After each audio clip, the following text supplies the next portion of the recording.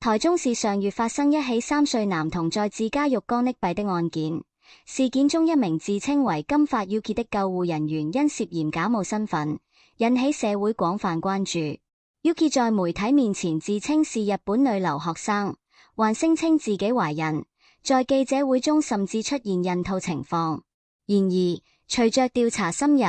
其身份證與救護證照均被質疑為偽造。檢方已主動介入調查，並於本月16日傳喚 Yuki 到案說明。經訊問後，檢察官認定其本名為許南，涉嫌偽造文書罪，目前無保請回。檢調亦將釐清其急救行為與男童死亡是否存在直接因果關係，並會參照急救過程與驗屍結果進一步調查。此事件因假冒救護人員的爭議性，引起社會譁然，後續調查進展備受關注。